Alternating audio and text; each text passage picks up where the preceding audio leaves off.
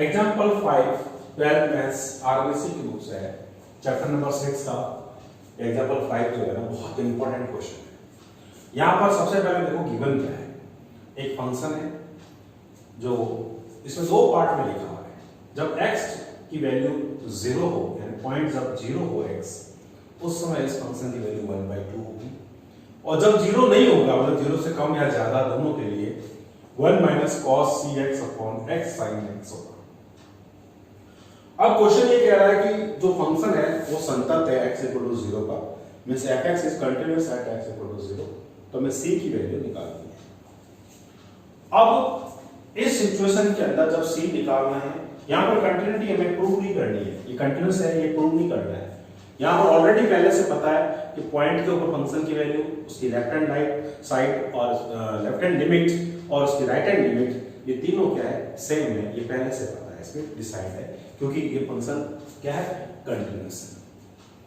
अब यहां पर देखो सबसे पहले हम लेफ्ट हैंड लिमिट की बात करेंगे। लेफ्ट हैंड लिमिट के लिए f0 - 0 limit x tends to 0 f of 0 - h। अब यह फंक्शन की वैल्यू क्या होगी लेफ्ट हैंड लिमिट के लिए, तो x = 0 के अलावा, x जब 0 के बराबर नहीं है तो फंक्शन सिर्फ ये ही है, तो लेफ्ट हैंड लिमिट और राइट हैंड लिमिट और फंक्शन की वैल्यू यही है। तो इसके अंदर f0 - h निकालने का तरीका क्या होगा, जहां भी इसमें x है ना वहां पर 0 - h रख देंगे। ये 0 क्यों यूज किया, क्योंकि मुझे 0 पे बात करनी है, 0 पर ये कंटीन्यूअस है, तो लेफ्ट हैंड लिमिट 0 पर ही निकाल रहे हैं। लिमिट x टेंड्स टू 0, यहां बहुत ध्यान से बहुत पेशेंस के साथ 1 - cos c, और यहां जहां x है ना वहां 0 - h upon 0 - h and sin 0 - h। यहां पर थोड़ा सा पेशेंस के साथ शार्प नजर से काम करना है। 1 माइनस, इसको लिखो, देखें क्या आ रहा है -ch, और ये हो जाएगा खाली -h, और ये हो जाएगा सिर्फ sin of -h। यहां पर फॉर्मूलों की जो पिटारा है आपका वो बहुत स्ट्रॉन्ग होना चाहिए। क्या क्या फॉर्मूले यूज हो गए यहाँ पर, एक तो sin - थीटा है ना वो कितना होता है -sin थीटा होता है, ये याद रखें, and cos - theta plus cos theta होता है। एक sin थीटा की जगह हम लिख सकते हैं 2 sin theta upon 2 and cos theta upon 2। जब कैलकुलस के चैप्टर्स कर रहे हैं ये फॉर्मूले हमारे बिल्कुल स्ट्रॉन्ग हो जाने चाहिए। 1 - cos थीटा होता है 2 sin स्क्वायर थीटा बाई 2, जितना एंगल उसका हाफ। बात लिमिट की करें तो लिमिट अगर थीटा टेंड्स टू 0 हो और sin थीटा अपॉन थीटा हो तो इसकी वैल्यू 1 होती है। इन सबको अपने सामने पहले रख लें। अब यहां पर बात limit h tends to 0 1 minus, अब देखो cos माइनस ये वैल्यू किसकी है थीटा की, तो cos माइनस थीटा कितना होता है प्लस cos थीटा होता है, फोर्थ क्वाड्रेंट में cos पॉजिटिव होता है, तो ये हो जाएगा cos ऑफ ch। ये माइनस अवेलेबल है, इसमें h में कुछ करना नहीं है। sin माइनस थीटा मेरे पास कितना है -sin थीटा, तो ये माइनस आगे आ जाएगा, एक माइनस पहले से बड़ा है प्लस हो जाएगा, और ये sin h। अब यहां पर देखो बहुत गंभीरता से 1 - cos ch, इसको हाफ एंगल में ब्रेक कर दो। ऐसा जरूरी क्यों हो रहा है वो देखिए पहले। अगर मैं h सीधा 0 रखता हूं, ये ch कितना 0 हो जाएगा, और cos 0 की वैल्यू कितनी होती है 1, तो 1 - 1 क्या हो जाएगा, न्यूमरेटर में 0 हो जाएगा। यहां पर 0 रख देंगे, 0 अपॉन 0 क्या हो जाएगा, नॉट डिफरेंट सिचुएशन आ जाएगी। इसलिए उसको रोकने के लिए हमें अपने फॉर्मूलों का पिटारा खोलना पड़ेगा। यहाँ पर फॉर्मूले यूज करने पड़ेंगे जिससे अपन यहाँ पर बनने वाले 0.0 फॉर्म को रोक सके। ध्यान से देखो, लिमिट h टेंड्स टू 0 की है ये 1 - cos theta 1 minus cos theta कितना होता है 2 साइन स्क्वायर, जितना एंगल है उसका हाफ। यहां पर लिखते हैं 2 साइन स्क्वायर, जितना एंगल है, एंगल कितना है सी एच है, उसका हाफ सी एच अपॉन ये हमारे पास h है, पढ़ा है अपन से, यहां पर साइन एच अपॉन एच और एक इंटू एच। ऐसा इसको अपॉन एच मैंने क्यों सोचा, क्योंकि जितना यहां पर ये वैल्यू होती है ना, ये थीटा है, उतना ही एंगल अगर यहां मिल जाए और ये h टेंड्स टू 0 तो ऑलरेडी है ही है, तो इसकी जो लिमिट रखने पर वैल्यू है ना 1 हो जाएगी इस फॉर्मूले के अकॉर्डिंग।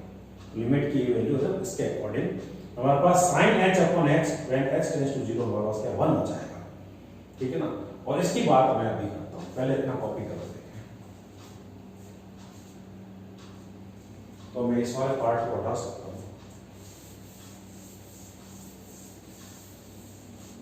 अब देखो इसे पहले से कंटीन्यूअस बोला है, इसका मतलब लेफ्ट हैंड लिमिट और राइट हैंड लिमिट और पॉइंट वैल्यू, जो उस फंक्शन के उस पॉइंट की वैल्यू तीनों सेम ही होगी।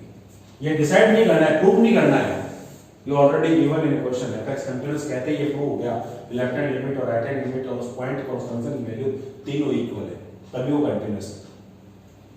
यहां पर इसकी सिंपलीफाई की बात आ रही है, उसके लिए देखो लिमिट h टेंड्स टू 0, ये 2 है, पड़ा रहेगा।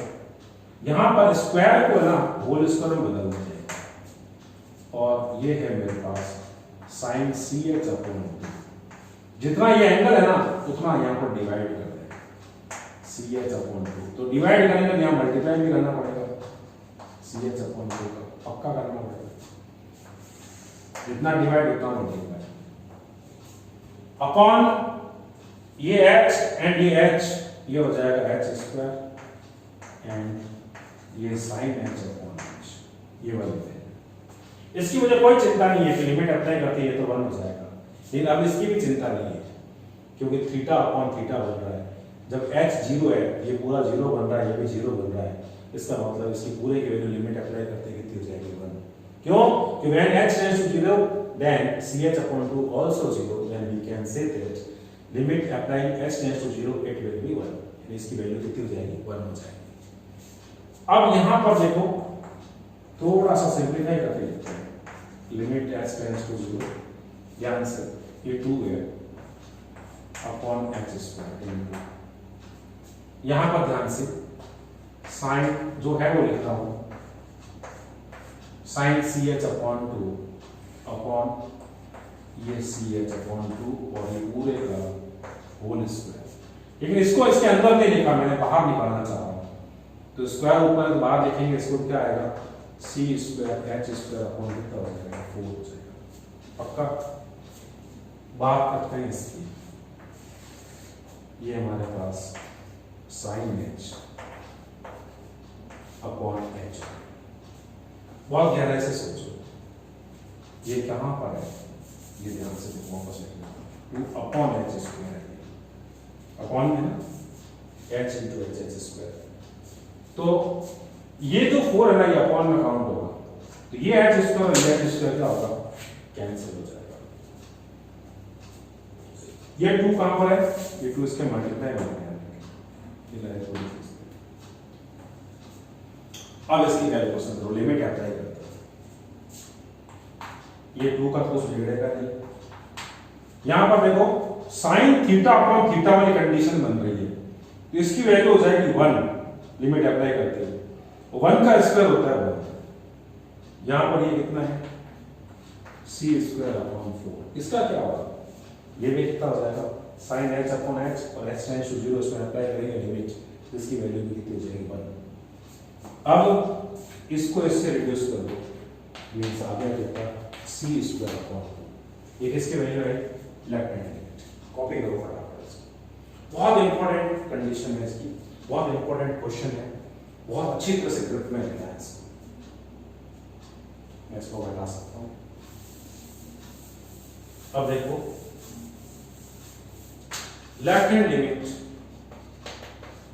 f0 माइनस 0 कितना आ गया c स्क्वायर अपॉन 2 अभी सॉल्व कर लिया। अब राइट हैंड लिमिट और सॉल्व करने की जरूरत नहीं है, क्योंकि पहले से पता है कि दोनों इक्वल ही होंगे, क्योंकि फंक्शन कंटीन्यूअस दे रखा है। जब कंटीन्यूअस फंक्शन दे रखा होता है ना, तो दोनों को सॉल्व करने की जरूरत नहीं पड़ती है। एक सी निकालना है तो दो इक्वेशन की जरूरत पड़ती है, तो और उसको भी निकालते हैं। अब यहां पर देखो, at x equal to 0 function at 0 कितना दे रखा है, 1/2। It is given that fx is continuous, यानी संतत at x equal to 0। x equal to 0 पर संतत है, मतलब left hand limit is equal to point value. उसकी वैल्यू कितनी है, लेफ्ट हैंड लिमिट की सी स्क्वायर अपॉन 2 और इसकी वैल्यू कितनी है 1/2। क्रॉस मल्टीप्लाई करते हैं, कितना आ गया, सी स्क्वायर इक्वल्स टू 2 ऊपर चला जाएगा इनटू 1/2। देन स्क्वायर रूट लेंगे तो कितना आ जाएगा, सी की वैल्यू प्लस माइनस, यानी कि इसने ये बोला था कि सी की वैल्यू निकालो जबकि फंक्शन x इक्वल टू 0 के ऊपर कंटीन्यूअस है, यानी function fx x equal to 0 पर संतत है, तो सी की वैल्यू कितनी आएगी, प्लस माइनस 1। वापस डिस्कस करता हूं कैसे निकालना है। देखो ये फलन जो दे रखा ना, वो x इक्वल टू 0 पर क्या है, संतत है। इसका मतलब इसकी लेफ्ट हैंड लिमिट और इस फंक्शन की x इक्वल टू 0 में जो वैल्यू है वो दोनों क्या होंगे, इक्वल होंगे। इससे मेरे को इक्वेशन मिल गई। सबसे पहले मैंने लेफ्ट हैंड लिमिट निकाल ली, उसकी वैल्यू कितनी है, सी स्क्वायर अपॉन 2 और x इक्वल टू 0 पर इस फंक्शन की वैल्यू कितनी है, 1/2। दोनों इक्वल होना जरूरी है क्योंकि फंक्शन ऑलरेडी मेरे को कंटीन्यूअस दे रखा है, तो दोनों इक्वल कर दिए। इक्वेशन बनी, सॉल्व किया, c equals two plus minus 1 आ गया। बहुत अच्छा क्वेश्चन है, कंसेप्ट ध्यान रखें, फॉर्मूले ध्यान रखें, जो मैंने फॉर्मूले लिखाए थे उनकी लिस्ट में ले लो अपनी और पक्के याद कर लो ताकि आपको कोई गलती नहीं। एग्जाम बिल्कुल नजदीक है, क्वेश्चंस की प्रैक्टिस बढ़ा दो और इन क्वेश्चंस को बार-बार अपने हाथों से निकालो तो कंसेप्ट बिल्डिंग बहुत स्ट्रांग होगी। Thank you for watching.